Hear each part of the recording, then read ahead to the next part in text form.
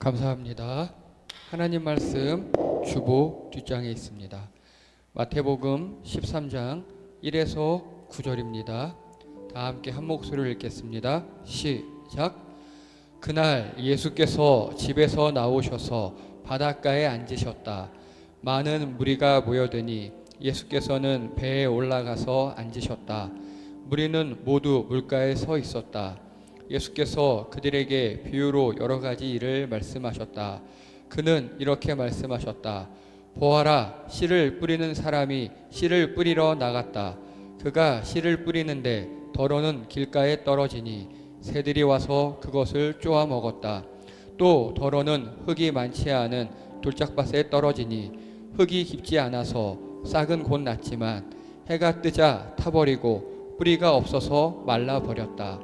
또 더러는 가시덤불에 떨어지니 가시덤불이 자라서 그 기운을 막았다. 그러나 더러는 좋은 땅에 떨어져서 열매를 맺었는데 어떤 것은 100배가 되고 어떤 것은 60배가 되고 어떤 것은 30배가 되었다. 귀 있는 사람은 들어라. 아멘. 다 함께 제목 읽겠습니다. 시작.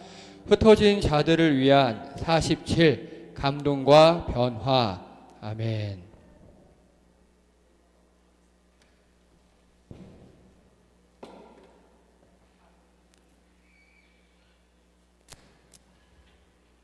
한번 잘 해보세요. 지금 안 잡혀요 아예? 조금만 내려보세요. 조금만.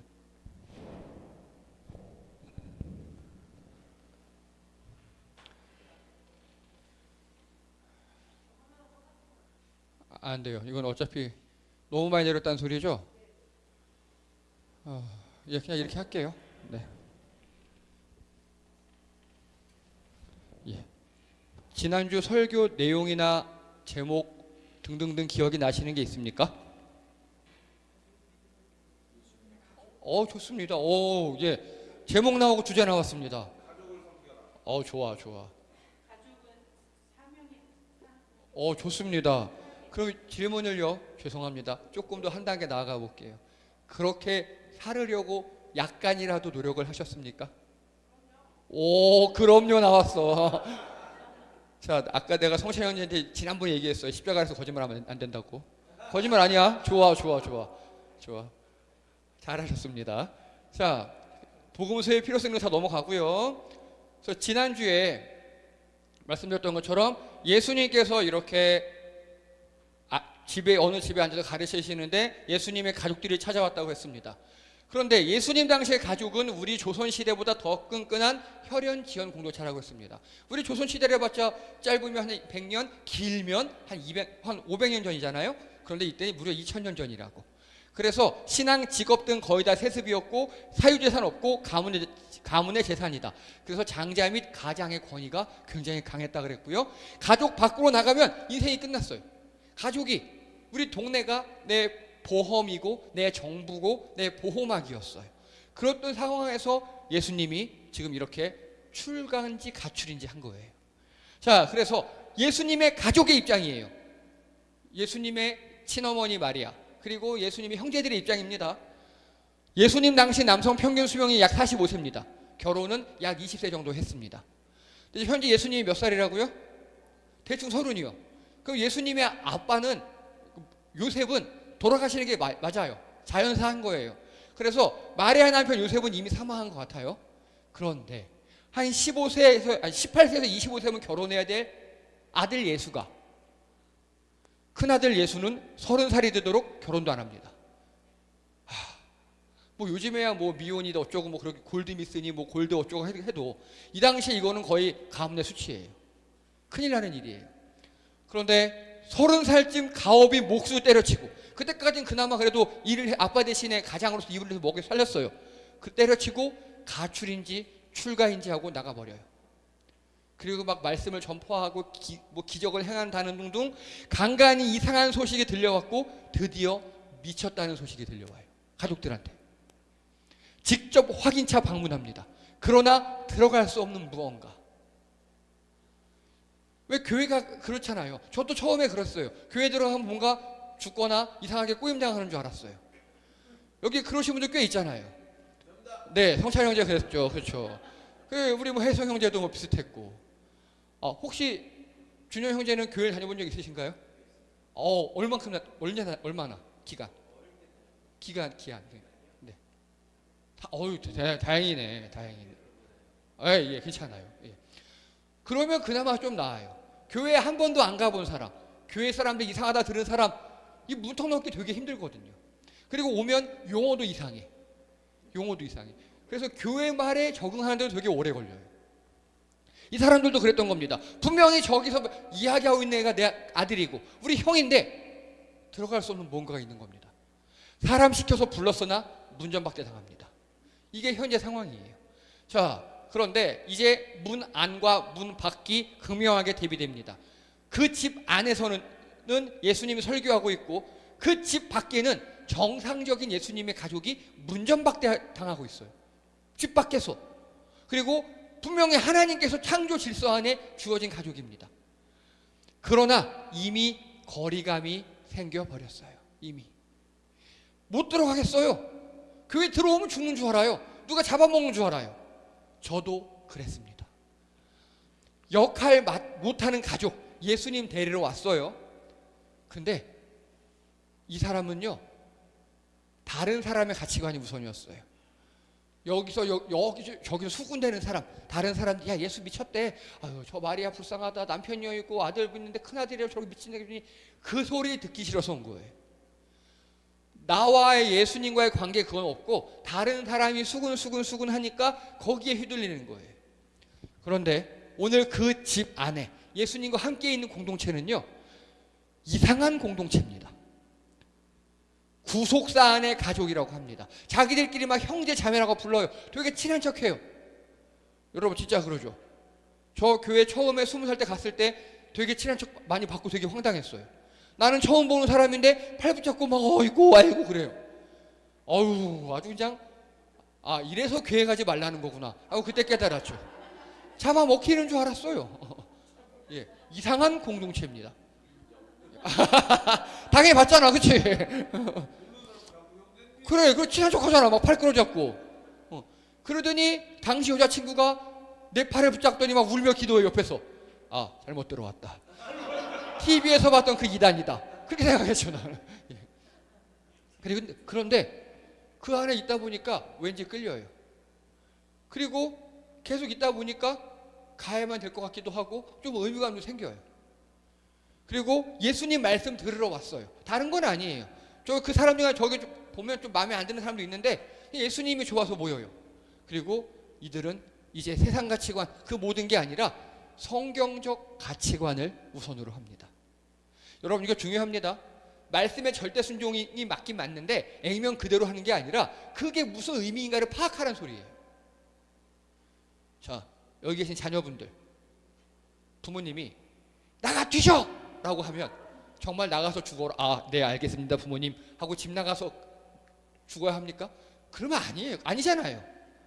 예, 그때 그냥 잘못했어요 비르란 소리잖아요. 하나님 말씀도 그런 게 굉장히 많아요. 물론 이게 2000년 전 이야기죠. 우리랑 문화가 다르죠. 그래서 그때 예수님이 어떤 말씀을 하셨는지, 그 주제가 무엇인지, 하나님의 의도가 무엇인지, 그걸 성경적 가치관이라 그래요. 그걸 우리가 파악해서 우리 삶에 적용해야 합니다. 지금 그 집안의 사람들은 그러고 있어요. 자, 그런데 예수님의 혈연의 가족들 있죠. 모친 가족들은요, 들을 귀가 없는 복 없는 사람들이에요. 이 집안에 있는 사람들 그 귀한 말씀 듣고 변화되어서 힘을 얻고 막 으쌰으쌰하고 있는데 밖에 있는 사람들은 안 들어 복 없는 사람이라고 합니다. 선입견과 세상 풍조에 따라 귀 닫은 자들. 자, 그래서요, 근데 예수님이 이렇게 사역하시고 그냥 끝났냐? 절대 아닙니다. 예수님은 3년간 공적인 사역을 마치고 마지막 십자가에 매달리셨을 때 그 자신의 구속사의 가족인 수제자 중 한 명이 요한에게 여자여 보소서 아들입니다. 또 그 요한에게 이르되 보라 네 엄마라. 아니 예수님의 친동생들 많잖아요. 근데 친동생들에게 둘째야 형은 이렇게 간다. 네가 이제 장자야. 엄마 잘 알지? 말 안 해도 알아서 할 거잖아요. 이렇게 하지 않았어요. 자기의 구속사의 가족, 자기의 신앙 공동체, 새로운 가족인 세례 요한 말고 사도 요한에게 엄마를 부탁했어요. 그리고 엄마가 그날부터 이사해서 사도 요한의 집에 머물면서 가족으로 지내게 됐습니다. 또 갈라디아서에 보면 바울이 예루살렘에 와서 예루살렘 대표, 요즘 말로 하면 교황 혹은 총회장을 만나려고 했는데 없고 대신 만난 게 주의 형제 야고보, 즉 예수님의 동생 야고보. 그래서 여러분, 지금은요 이렇게 문 밖에서 예수님의 모친과 그 동생들이 이렇게 저 뭐 하고 있어, 미쳤나 봐 그러고 있는데, 나중에 시간이 지나서 예수님이 앉았던 그 자리에 예수님 동생이 앉아 있어요. 그 설교하고 있어요. 옛날에 우리 형 미쳤나 봐 했던 그 자리에 동생이 앉아 설교하고 있어요. 그리고 내 아들을 어떻게 하고 밖에서 이렇게 미심 찍어 하는 그 엄마가 그 교회 안에 들어와서 떡 나눠주면서 성도로 섬기고 있어요. 여러분, 예수님이 하늘에서 얼마나 기뻐하셨을까요? 여러분, 그래서 가족을 섬겨야 합니다. 십자가에서 예수님은 십자가 위에서 자신의 가족을 혈연 공동체에서 믿음의 공동체로 만드셨어요. 가족은 사역의 대상입니다. 그들을 섬기시기 바랍니다. 여러분들의 사역입니다. 여러분들이 사랑하고 십자가처럼 지어야 하는 대상이 바로 여러분의 가족입니다. 철저히 섬기시기 바랍니다. 한 소리 잘 섬겼다 그랬지? 그래, 볼 거야. 자, 그러면 여러분 이렇게 질문할게요. 이제 그럼 우리 교회는 가족입니까? 우리 교회는 가족입니까? 예수님을 구주로 고백하는 성도들의 공동체인가? 이게 기본이에요. 그냥 밥이 맛있어서, 이쁜 여자가 있어서, 뭐 이쁜 잘생긴 청년이 있어서, 뭐 등등등등등 다른 이유로 오는 거 뭐 처음엔 좋아요. 근데 결론은 예수님을 구주로 고백하는 성도가 되는가 안 되는가가 문제입니다. 두 번째, 다른 무엇보다 예수님을 우선순위에 두는가? 예수님 일장이어야 합니다. 그리고 말씀을 아는 것을 넘어 사랑하는 공동체인가? 편안함보다는 진리를 선택하는가? 옆에 성도의 삶에 얼만큼 관심이 있는가? 함께 기뻐하고 함께 슬퍼하는가? 장살 단법을 실행하고 있는가? 우리는 서로 소비하는가? 책임지는가? 서로를 위해 내 자원을 기꺼이 사용하는가? 바쁠 때 가장 먼저 포기하는 것이 교회인가? 신앙은 우리 삶의 중심인가? 옵션 혹은 교양인가? 무엇을 결정할 때 하나님의 뜻을 실제로 고려하는가? 교회를 이용하는가? 교회를 책임지는가? 우리는 관계가 편할 때만 유지가 되는가? 갈등이 생기면 해결하는가? 떠나는가? 이 질문을 마음속에 깊이 새기시고 늘 스스로 자문하시며 자답하시는 여러분 되기 바랍니다. 예수님의 가족, 행복한 우리 교회가 될 줄 믿습니다. 성경적 가치관으로 서로 도우며 살아가야 합니다. 그래서 여러분, 초대교회 초대교회가 그랬거든요. 2000년 전에. 그러니까 외부 사람들이 초대교인들을 보고 뭐라고 별명을 불렀다고요? 정답입니다. 그리스도인입니다. 저 사람들은 흑인도 아니고 백인도 아니고 노예도 아니고 귀족도 아니고 제3의 인종, 지들이 입으로 늘 고백하는 크리스토를 닮은 사람이다. 그리스도인이다. 라고 별명을 불렀어요. 여러분, 주변 사람들에게 그렇게 인정받는 여러분 되시기 바랍니다. 이제 오늘 말씀입니다. 1, 2절 다 함께 읽겠습니다. 시작. 그날 예수께서 집에서 나오셔서 바닷가에 앉으셨다. 많은 무리가 모여드니 예수께서는 배에 올라가서 앉으셨다. 무리는 모두 물가에 서 있었다. 아멘. 자, 그날이 언제입니까? 그날. 자, 지난주, 지지난주 생각해 보시면 돼요. 딱 그날이라고 박았죠. 100점입니다. 일단 지금 예수님께서 바닷가에 갔는데 사람들이 몰려드니까 배를 띄고 나서 앉으셨대요. 근데 그날이라 하면 바리새인이 와서 시비 건 날, 그죠? 바리새인들이 시비 걸고 막 예수님이 기적 펼치고 밀 갖고 싸운 날, 그날이잖아요. 그리고 가족들이 방문한 날이죠. 그날이 무슨 날이었다고요? 안식일. 이야, 화이팅이십니다. 잘하셨습니다. 안식일이라는 게 킬 포인트입니다. 왜냐? 안식일 날 예수님이 어디가 앉았다고요? 예, 안식일에 사람들이 예수님 집으로 몰려들어온 거예요. 예수님이 우리말로 할게요. 갑자기 우리 교회 한 100명씩 몰려든 거예요. 그래서 안 되겠다. 우리 교회 이거 다 트면 한 대충 앉을 수 있거든요. 또 텄어요. 근데 안 되겠다. 한 200이 몰려든 안 되겠다 하고 그날 제가 여기서 우리 장미공원으로 갑시다 하고 장미공원으로 간 거예요. 장미공원에 200명쯤 앉아있는데 더 몰려들어서 안 되겠다 하고 장미공원에서도 약간 강단을 하나 만들어서 사용한 겁니다. 예수님은 그 모든 사람을 위해 바닷가에 가셨어요. 바닷가 넓으니까. 여러분 해수욕장 가보면요, 모래사장이 이렇게 경사져 있죠. 극장식 스탠드, 강의실, 경사로에 앉힌 거예요. 예, 그러면 예수님이 제일 앞에 있으면 뒷사람까지 보이겠죠. 근데 더 몰려들어. 안 되겠다. 야, 배 좀 띄워. 배 띄워서 강단처럼, 배를 강단처럼 쓴 겁니다. 그래서 배에서 설교하시고 사람들은 모래사장에 앉아서 듣고 있는 겁니다.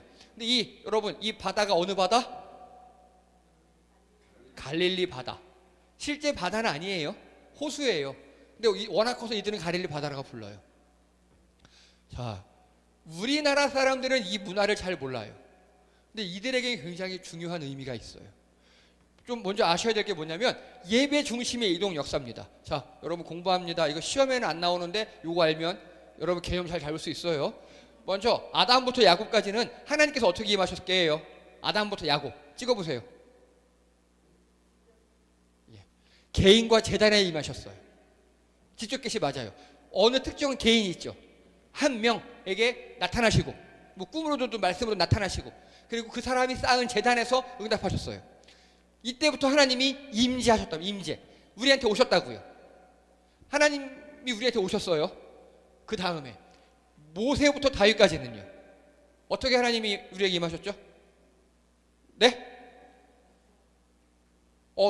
좋아요. 성막과 선지자입니다. 감사합니다. 예, 그래서 모세를 통해 성막이라는 걸 주셨어요. 텐트예요.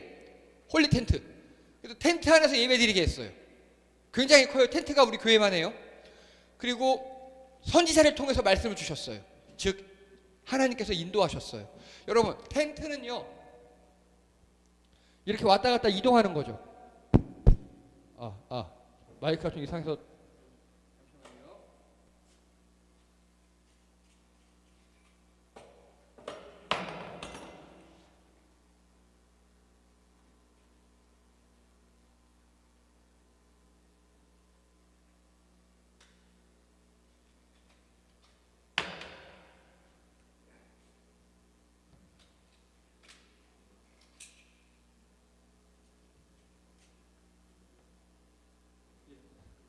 배터리가 다 돼가지고 자 이때는 하나님께서 이동하는 텐트 안에 계셨어요.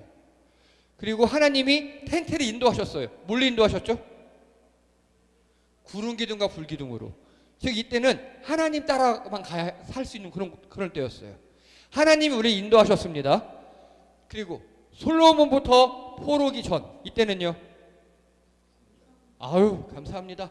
성전과 제사장을 통해 우리에게 임하셨습니다. 이때는 하나님이 고정된 어떤 좌표에 계셨어요. 그럼 그 좌표로 우리가 나아갔습니다. 그리고 포로 귀환부터 예수님 전까지 암흑시대였어요. 이때는 어떻게 임하셨죠? 예, 성전과 회당이에요. 회당. 아무 말도 안 하셨는데 기록된 말씀 두루마리 그때 두루마리 스크롤로 말씀하셨습니다. 이때는 하나님께서 이제 우리에게 소통을 하기 시작하셨습니다. 잘 들리세요? 다행입니다. 예. 예.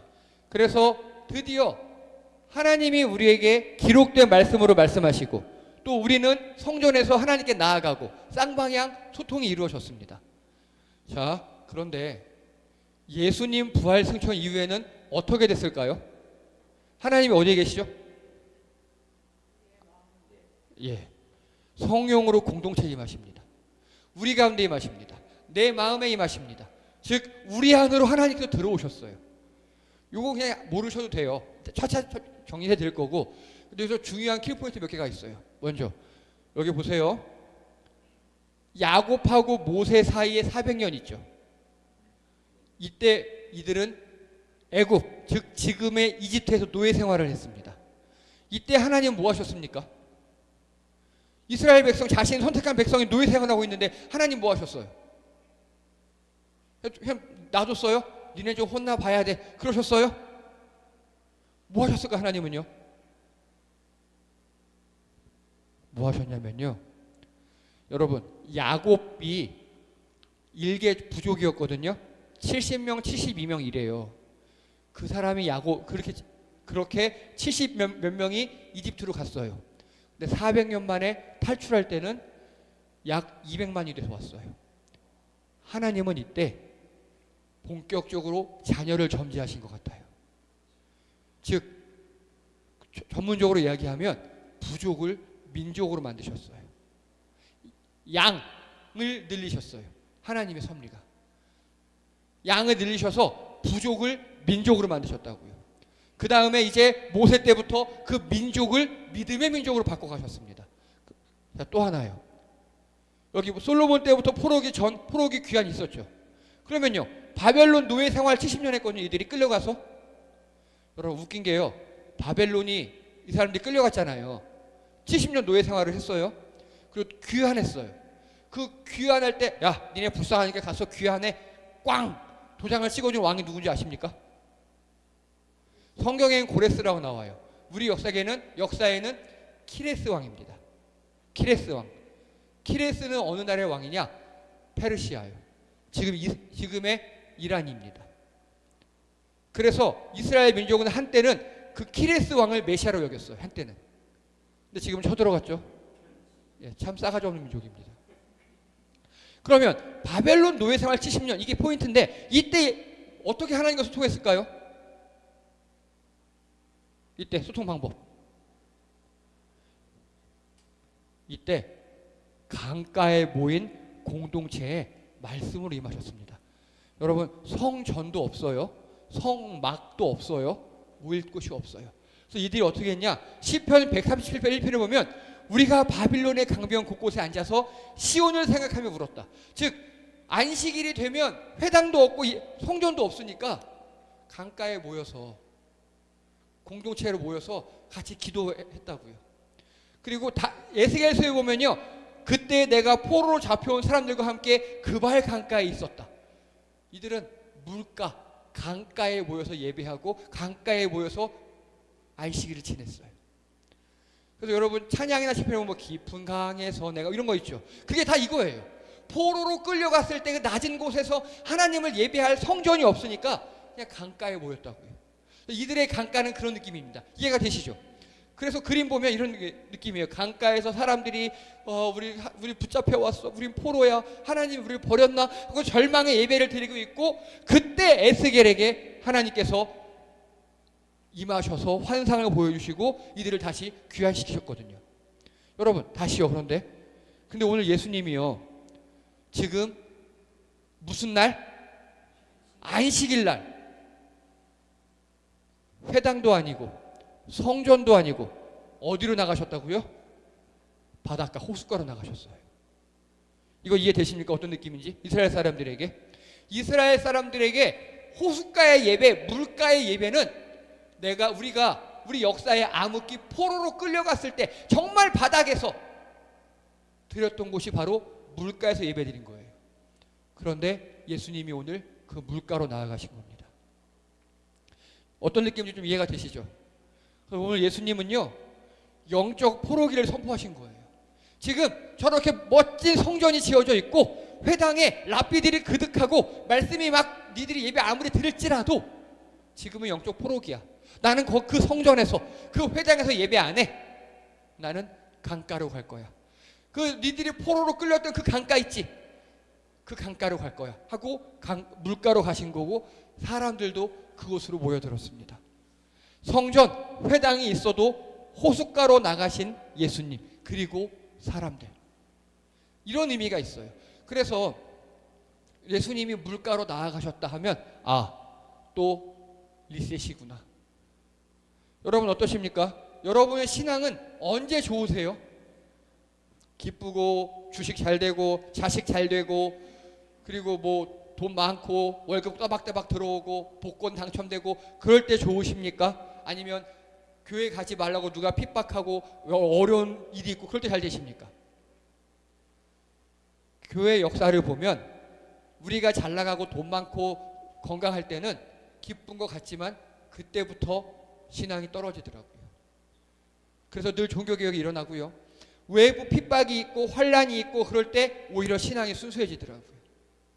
지금 예수님은 그렇게 출발하신 겁니다. 거기서 오늘 예수님이 비유로 말씀하셔요. 첫 번째 길가.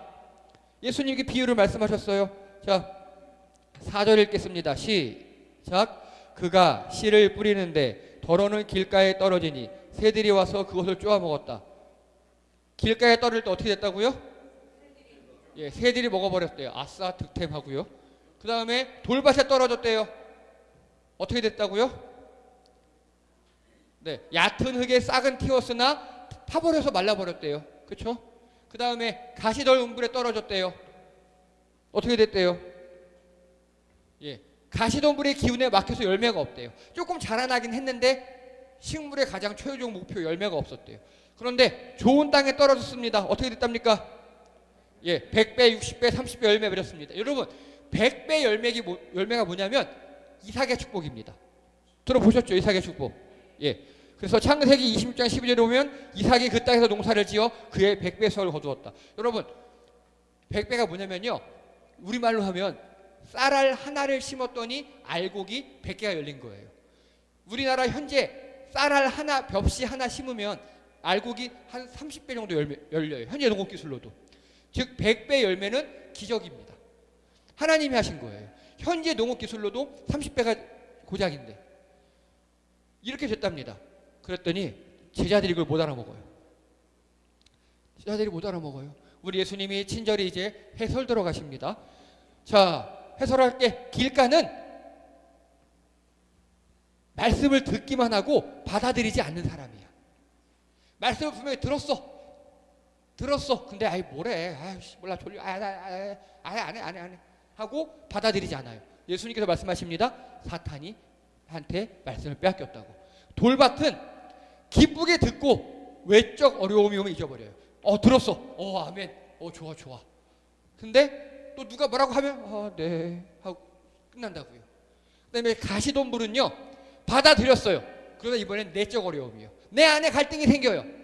내 안에 뭔가 부딪혀요. 그러면 열매가 없다는 겁니다. 그러면 좋은 땅은 뭐냐? 받아들여서 내 가치관이 변화되고 내 의지로 실천하고 그 삶이 변화돼서 열매가 많아진다라고 예수님이 이 다음 구절에 친히 자세하게 해설해 주셨어요. 그럼 이게 씨 뿌리는 자는 누구겠습니까? 그러면 예, 이 당시엔 예수님이고 말씀을 뿌리는 사람을 이야기합니다. 자, 그런데 자 보세요. 길가 있죠. 누가 뺏어갔다고요? 예, 사탄이 뺏어가요. 말씀을 뺏어가요. 사탄이 훅. 그래서 그냥 열매가 바닥에 통통 튕겨서 새가 득템하고 끝나버린다고요. 끝이에요. 그런데 문제는 돌밭 가시예요. 열매가 씨앗이 분명히 땅에 들어가긴 들어갔어요. 그걸 우리말로 뭐라고 하냐? 감동이라 그래요. 말씀 들을 때 그런 것 같아. 이해가 돼. 그리고 좀 뭔가 느낌도 왔어. 좋아. 그러면 여러분 예수님을 믿는 사람이라고 볼 수 있어요. 그런데 이제 사탄이 양의 탈을 쓰고 나타납니다. 여러분 대놓고 사탄은 무섭지 않다니까요. 진짜 대놓고 나쁜 놈 무섭지 않아요. 은근히 나쁜 놈이 진짜 나쁜 놈이거든요. 사탄이 쓱 와요. 그리고 속삭여요. 야, 오늘 찬양 좋았잖아. 봐, 애정쌤 얼마나 노래 잘했어. 좋았어. 눈물도 좀 났지? 카타르시스 느꼈잖아. 말씀도 뭐 들을만 하고 은혜 받았지? 오케이, 거기까지만. 그리고 나가는 순간 잊어버리면 돼. 야, 주일만 열심히 이렇게 하면 되지 뭐. 에이, 뭐 하라고 그래. 됐어 라고 슥 속삭입니다. 그래서 이렇게 살면 예수님이 말씀하셔요. 열매가 없다고. 믿는 건 믿는 건데 늘 힘들다고. 그런데 이제 우리 좋은 땅 있죠. 좋은 땅은 이런 사탄의 속삭임과 유혹에 넘어가지 않고 이깁니다. 그래서 변화예요. 변화. 내 삶이 변해요. 내 주변이 변해요. 선한 영향이 흘러나가요. 그러면 여기서 포인트. 이 감동에서 변화로 가려면요, 두 가지를 이겨야 돼요. 첫 번째가 외적 어려움입니다. 외부의 어려움. 아까 말씀드렸죠, 여러분. 외부의 어려움은 그렇게 뭐 좀 의지만 있고 고집 세고 주관 강하면 가능해요. 가능해요. 아, 할 수 있어. 근데 또 사람에 따라 그게 또 거절이 좀 힘든 사람도 있어요. 그러시더라고요. 워낙 심성이 착해서 누가 뭐라 하면 아 그래, 아 이건 아니지만 한 번만 뭐 하고 뭐 미안하다 그러시 뭐 등등등. 그런 분들은 이 외적 어려움이 어려워요. 근데 좀 심지가 굳은 사람이 있죠. 누가 뭐라 그러든 한 귀를 흘리고 너는 씹을 해라, 나는 귀 닫는다. 그런 사람들 있죠. 그런 사람들은 외적 어려움에는 꿈틀도 안 해요. 어떠냐? 내적 어려움에 자기 가치관에 부딪히는 거예요. 이제 아니 좋아, 이렇게 하나님 말씀 들었는데 난 이게 더 중한데, 난 한데 안에서 갈등이 일어납니다. 요 두 개를 다 이기셔야 합니다. 그래야 내가 변해요. 내가 변해요. 그래야. 이건 사람의 성향에 따라 달라요. 누구는 외부의 뭐 영향력을 거절 못해요. 심성이 착해서. 누구는 심성이 못됐지만 저 같은 사람들은 내적 갈등이 강해요. 내 주관이 강하니까. 이 두 개를 깨고 주님의 말씀을 내 우선순위에 둔다면, 그대로 실천한다면 그때 변화가 일어나는 겁니다. 그래서 좋은 땅은요, 감동에서 그치는 게 아니에요. 변화까지 가셔야 합니다. 감동에 그치는 게 바로 사탄에게 속는 겁니다. 그런데 여러분, 지금 우리 문화는요, 마음을 너무 중시해요. 그래서 뭐 동감해 주라 그래요. 저는 그러면 좀 욕하고 싶어요. 제 성향이 그래요. 동감도 좋지. 좋지. 근데 예수님의 제자가 되려면 동감도 좋은데 외적 어려움을 이겨내시고 내적 어려움을 이겨내셔야 돼요. 감동 좋아요. 좋은데 감동이 아니라 진짜 중요한 건 뭐라고요? 말씀의 기준이라고요. 변화로 그래야 변화된다고요. 감동은요, 좋은 오케스트라 연주를 듣는다든가, 한편의 명화를 감상한다든가, 한편의 드라마라든가. 여러분, 옛날에 그 아이유 나오는 드라마 뭐죠? 제주도 그 시골 배경으로 하는? 그거 보고 많이들 우셨다 그러더라고요. 최근에도 왕과 살아남자고 많이들 우셨다 그러더라고요. 감동은 다른 문화적 콘텐츠를 얼마든지 가능합니다. 우리 기독교도 마찬가지예요. 감동도 필요합니다만 더 중요한 건 변화입니다. 감동에 그치면 우리 예배가, 우리 교회가 그냥 문화 콘텐츠에 지나지 않는다고요. 거기에 그치면 우리 교회는 망합니다. 그래서 감동에만 머무르면 바로 그게 사탄에 당하는 겁니다. 변화는 의지와 노력이 필수입니다. 그래서 9절에 예수님께서 이렇게 말씀하셨습니다. 9절 읽겠습니다. 시작. 귀 있는 사람은 들어라. 이게 무슨 소리냐? 말귀를 알아먹는 사람은 듣고 행하라. 그러면 내가 변화시켜줄게. 너도 변화시켜주고 너를 통해서 네 주변도 변화시켜줄게. 여러분, 이 변화라는 단어가 우리 신약에서는 아주 귀하게 쓰입니다. 헬라어로 메타모르포시스. 이것도 외워주세요. 써먹을 때 많아요. 메타모르포시스. 좋아요. 메타모르포시스예요. 모르포. 미안해요. 발음이 안 좋아요. 모르포. 예, 메타모르포시스. 예. 이건 뭐냐면 메타가 넘어가다는 거거든요. 넘어가서 변화되어 새로운 존재가 되는 걸 의미합니다. 여러분, 우리 예수님께서 돌아가시기 전에 어느 산에 올라가서 옷도 하얗게 되고 피부도 뽀얗게 되는 변화산이라고 그러죠. 그때 변화가 바로 이 메타모르포시스예요. 그리고 이전 것은 지나갔으니 보라 새 것이 되었다 할 때도 이거예요, 바로. 그래서 예수님을 믿고 우리 영혼이 구원 받았으면 이제는 우리가 감동에서 출발을 해서 의지를 드리고 말씀에 집중하고 거기에 실천해서 주님이 주시는 변화를 맛보아야 합니다. 사랑하는 성도님들, 감동에서 변화까지 나아가시는 여러분 되시기 바랍니다. 그런데 이게 끝이 아니에요. 이 모든 것들은요, 개인전이 아닙니다. 여러분, 이게 지금 뭐냐면 제주도의 유채꽃밭이에요. 우리나라 가운데 노란 유채꽃이 피어있고 주변에 제주도 특유의 돌담이 쌓여 있어요. 이 밭이 딱 이스라엘 고대의 밭입니다.